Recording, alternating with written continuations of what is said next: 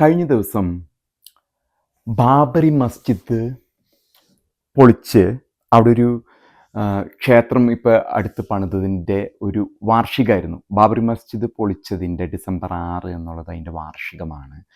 ഇതുമായിട്ട് ബന്ധപ്പെട്ട് ഒരു ചർച്ച മീഡിയ വണ്ണിലെ ഔട്ട് ഓഫ് ഫോക്കസിൽ നടക്കുകയാണ്. അപ്പോൾ ഒരു സഹോദരി പറയാണ്, ഈ സംഭവത്തിന് ശേഷം 3 വർഷത്തിന് ശേഷമാണ് ഞാൻ ജനിച്ചത്. നാസറക്ക, ഇതെന്താണ് സംഭവമെന്ന്. അപ്പോൾ നാസർ എന്ന് പറഞ്ഞ ബഹുമാന്യനായ അദ്ദേഹം ഇരുന്ന് പറയുകയാണ്, അന്ന് AICCയുടെ മീറ്റിംഗ് നടക്കുന്ന സമയത്ത് വയലാർ രവി പറഞ്ഞു അത്രേ, നമുക്കെല്ലാവർക്കും കൂടിയിട്ട് മുസ്ലിം സമുദായത്തോട് മാപ്പ് ചോദിക്കാം, കാരണം നരസിംഹറാവു ആയിരുന്നു ഇത് പൊളിക്കാനുള്ള ചുക്കാൻ പിടിച്ചെന്നൊക്കെ ഏകദേശം അന്നാളിലും ഇന്നാളിലും എല്ലാവർക്കും പല പത്രമാധ്യമങ്ങളിലും പല അഭിപ്രായങ്ങളായിട്ട് വന്നിരുന്നു.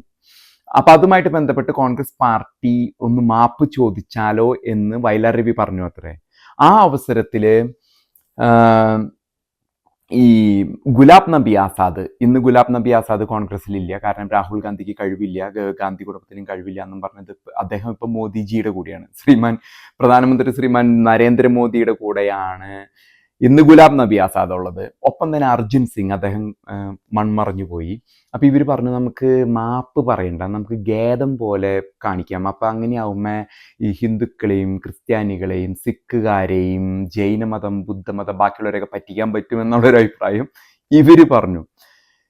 അപ്പം ഈ ഒരു ചർച്ച ഇങ്ങനെ മുന്നോട്ട് പോയിക്കൊണ്ടിരിക്കും. അവരിപ്പോൾ വയലാർ രവി ചിലപ്പോൾ ഈ അവരുടെ കാല് കഴുകി കൊടുക്കാമെന്ന് പറഞ്ഞു, ഗുലാബ് നബിയും ആസാദ് പറഞ്ഞ് കാല് കഴുകേണ്ട, മാപ്പ് പറയാ, അതൊക്കെ അവരുടെ വിഷയങ്ങൾ, കോൺഗ്രസ് പാർട്ടിയുടെയും AICCയുടെ വിഷയങ്ങളാണ്.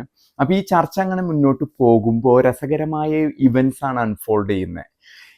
അത് കഴിഞ്ഞ് പിന്നീട് വരുന്ന വിഷയം ഈ നാസറിക്കയുടെ പരിഭവം എന്ന് പറയുന്നത്, മാധ്യമങ്ങളൊക്കെ ഇത് മറന്നുപോയി. 32 വർഷവും കഴിഞ്ഞിട്ടും ഇതിനെപ്പറ്റി മറന്നു പോയതിനെ കുറിച്ചുള്ള ഒരു ആവലാതിയാണ് നാസറിക്കയ്ക്കുള്ളത്. എന്തുകൊണ്ടാണ് മാധ്യമങ്ങൾ ഇങ്ങനെ കത്തിച്ച് ഫ്രണ്ട് പേജിൽ കത്തിച്ച് നിർത്താത്തത് ഈ വിഷയം എന്നാണ് നാസറുക്കയുടെ പരിഭവം എന്ന് പറയുന്നത്.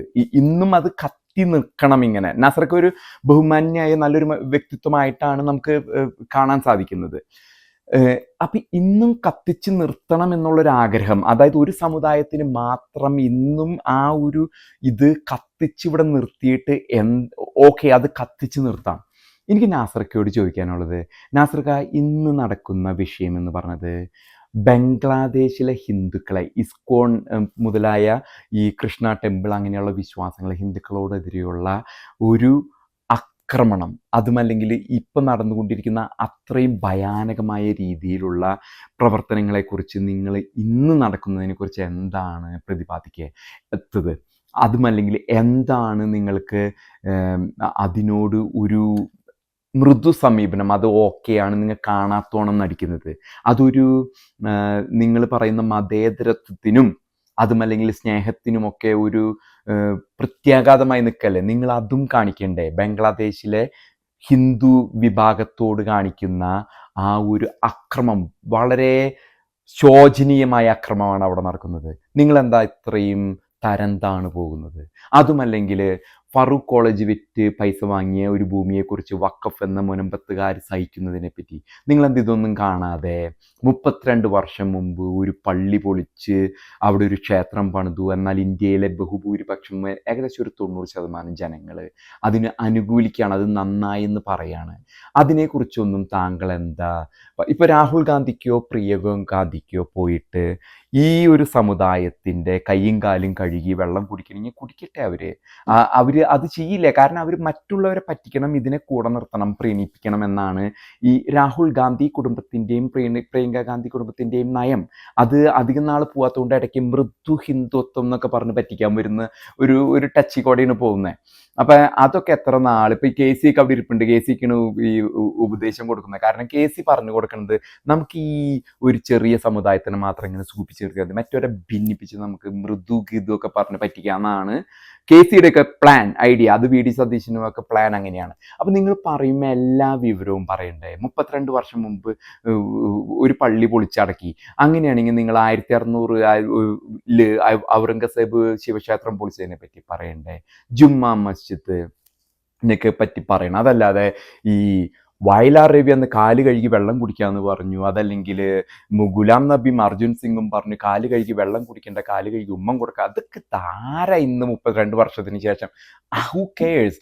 അത് കഴിഞ്ഞ് നാസർക്കയുടെ പരിഭവം എന്ന് പറയുന്നത് ഇതിന് വേണ്ടിയിട്ട് ഈ പത്രങ്ങൾ മറന്നുപോയി. പത്രങ്ങൾ മറന്നിട്ടൊന്നുമില്ല. കേരളത്തിലെ എല്ലാ പത്രങ്ങളും ഇന്നും അവരുടെ ഇതിൽ തന്നെ. ഇപ്പൊ ഒരു ചെറിയ മാറ്റം കാറ്റിൽ മാറ്റി വീശുന്നതുണ്ട്. പിടിച്ചു നിൽക്കാൻ പറ്റാത്തതുകൊണ്ടും അവരുടെ ഈ സോപ്പ് ചീപ്പ് കണ്ണാടിയൊന്നും വിൽക്കാൻ പറ്റാത്തതുകൊണ്ടും മാത്രം ഒന്ന് സുഖിപ്പിക്കാൻ, ഹിന്ദുക്കളെയും ക്രിസ്ത്യാനികളൊക്കെ ഒന്ന് സൂപ്പിക്കാൻ വേണ്ടി മാത്രം അവർ ഇത്തിരി ഒന്ന് പിന്നോട്ട് വലിഞ്ഞതാണ്. അവർക്ക് വ്യക്തിപരമായിട്ട് ആഗ്രഹമില്ല ഇതൊന്നും കാണിക്കുക. കാരണം ഇതൊന്നും ന്യായമല്ല. മതേതരത്വം എന്നൊക്കെ പറഞ്ഞിരുന്നു കഴിഞ്ഞാൽ പറ്റിക്കലാണെന്നുള്ളത് ഈ പത്രങ്ങൾക്കൊക്കെ പിടികിട്ടി. ഇനി പിടിച്ചു നിൽക്കാൻ പറ്റാത്ത സ്ഥിതിയിലേക്ക് ഇന്ത്യ മാറിക്കൊണ്ടിരിക്കുകയാണ്. ഇതൊക്കെ ഈ ചർച്ച ഔട്ട് ഓഫ് ഫോക്കസിൽ അവസാനിച്ചതിന് ശേഷം ഈ ഇപ്പൊ അടുത്ത് നടക്കുന്ന ഒരു ഇതാണ്, മീഡിയ വൺ അടച്ചു പൂട്ടുന്നതിനെ കുറിച്ചാണ് ചർച്ച നടക്കുന്നത്. ഒരിക്കലും നിങ്ങൾക്ക് ഉപരോധം ഇതല്ല, ഇങ്ങനെയുള്ള വാർത്തകളും ഈ കള്ളത്തരങ്ങളും കാരണമാണ് വീണ്ടും കേന്ദ്രത്തിൽ അമിത്ഷാ അത് അടച്ചു പൂട്ടുന്നതിനെ കുറിച്ചാണ് ഡൽഹിയിൽ നടക്കുന്ന ചർച്ച. എനിക്ക് ആകെ വിഷമം തോന്നിപ്പോയി. കാരണം വേണു ബാലകൃഷ്ണൻ മീഡിയ വണ്ണിൽ വരും ചെയ്തു, അദ്ദേഹവും പെട്ടു. ഇപ്പൊ അവർ പറയുന്ന കാരണം എന്ന് പറയുന്നത് പ്രധാനമന്ത്രി അദ്വാനിയുടെ വേണ്ടി സ്വന്തമായിട്ടൊരു പ്രധാനമന്ത്രി ഉണ്ട് എന്ന് മീഡിയ വണ്ണിൽ പറഞ്ഞു. അതായത് അദാനി എന്ന ബിസിനസ്സുകാരന് സ്വന്തമായിട്ടുള്ള പ്രധാനമന്ത്രിയാണ് മോഡി. ഇതുമായിട്ടാണ് ഒരാൾ കോടതി ചെന്നിരിക്കുന്നത്. അപ്പൊ കോടതിയിൽ നിന്ന് വരാൻ പോകുന്ന ഇത് ഈ നിങ്ങളുടെ സ്ഥാപനം അടച്ചുപൂട്ടാൻ എന്നേക്കായിട്ട് അടച്ചുപൂട്ടുന്നതായിരിക്കും ഇനി വരാൻ പോകുന്നത്. ചിലപ്പോൾ ഒരുപക്ഷെ താൽക്കാലികമായി, ചിലപ്പോൾ അതും അല്ലെങ്കിൽ ഒരു 3-4-5-6 മാസം നിങ്ങൾക്ക് ഇതിന്റെ പിന്നാലെ പോകേണ്ടി. ഒരിക്കൽ പ്രമോദ് രാമൻ കയറി അപ്പം തന്നെ ഈ സാധനം അടച്ചുപൂട്ടിയതല്ലേ.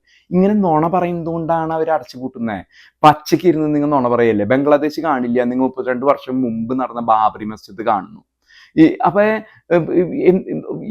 ഇത് മോദി അല്ലെങ്കിൽ അമിത്ഷാ ഇങ്ങനെയൊക്കെ ചെയ്യുന്നതുകൊണ്ട് എന്താ ദോഷം? നിങ്ങൾ സത്യം പറഞ്ഞു തുടങ്ങുമ്പോൾ നിങ്ങൾക്ക് പറയാനുള്ള നിങ്ങളുടെ രീതിയിൽ പറയാൻ പറ്റും. അതാണ് നിങ്ങൾ ശീലിക്കേണ്ടത്. അതല്ലാണ്ട് ഇതും പറഞ്ഞിരുന്നിട്ടൊന്നും കാര്യമില്ല. ഇതൊക്കെ അവസാനിക്കുന്ന നിമിഷത്തിൽ ഞാൻ നേരത്തെ സൂചിപ്പിച്ച ആ ആങ്കർ രേഷ്മ എന്ന ആ സഹോദരി, ഇവരെയൊക്കെ നാസർക്കേനെയും നൗഫലിനെയും ചെകിട്ട് തട്ടിക്കണ പോലെയാണ് ഒരു ഇത് കൊടുക്കണേ. അപ്പൊ ഈ നാസർക്കും നൗഫലും പറയുന്നത് ഇനിയും ഗ്യാൻവാപ്പി ശിവക്ഷേത്രം പിടിച്ചെടുക്കുമോ, അജ്മീർ പിടിച്ചെടുക്കുമോ, ഡൽഹിയിലെ ജുമ്മാ മസ്ജിദ് പിടിച്ചെടുക്കുമോ എന്നുള്ള ഒരു പരിഭവം. അപ്പൊ ഈ സ്ത്രീ പറയണ, ഈ രേഷ്മ എന്ന് പറഞ്ഞ സ്ത്രീ പറയണ, ഇവരുടെ ചെകിട്ട് തട്ടിക്കൊണ്ടോന്നാണ് പറയണേ, ഓർമ്മകൾ മരിക്കരുത്, ഓർമ്മകൾ മരിച്ചാൽ നമ്മളും മരിക്കും എന്നൊക്കെയാണ് പറയുന്നത്. അതിന്റെ അർത്ഥം ഈ സ്ത്രീ പറയുന്നത് ഗ്യാൻവാപ്പി ശിവക്ഷേത്രമായിരുന്നു, അത് ഔറംഗസേബ് പിടിച്ചെടുത്തതാണ്, ആ ഓർമ്മ ആർക്കും നശിക്കരുതെന്നാണ്. കാരണം ഈ രേഷ്മ തട്ടൊന്നും ഇട്ടിട്ടില്ല, അവര് അങ്ങനെ ഒരു ആ സമുദായത്തിൽപ്പെട്ട ഒരു സ്ത്രീയായിട്ട് തോന്നുന്നില്ല. അവർക്ക് ആ ഓർമ്മ അവർ വായിച്ച ചരിത്രമായിരിക്കും. ഗ്യാൻവാപ്പി ശിവക്ഷേത്രമായിരുന്നു, അത് ഔറംഗസേബ് എന്ന രാജാവ് ബലം പ്രയോഗിച്ച് പിടിച്ചെടുത്തതാണെന്നാണ് രേഷ്മ പറയുന്നതായിട്ടാണ് എനിക്ക് തോന്നിയത്. അപ്പോ നിങ്ങൾക്കുള്ളിൽ അത് അവർക്ക് തെറ്റുപറ്റിയതാണെങ്കിൽ വന്ന് അവർ മാപ്പ് പറയട്ടെ. കാരണം ഓർമ്മകൾ മരിക്കരുത്, ഓർമ്മ മരിച്ചാൽ നമുക്ക് പ്രശ്നമാകും എന്ന് പറയുന്നത് 1623 തോന്നുന്നു ഔറംഗസേബ് ഈ ക്ഷേത്രം പൊളിച്ച് അവിടെ ഗ്യാൻവാപ്പി മസ്ജിദ് പണിയുന്നത്. അപ്പൊ നിങ്ങൾക്കുള്ള ഉത്തരം നിങ്ങളുടെ ഔട്ട് ഓഫ് ഫോക്കസിൽ തന്നെ ഈ രേഷ്മ എന്ന സഹോദരി നൽകിയിട്ടുണ്ട്.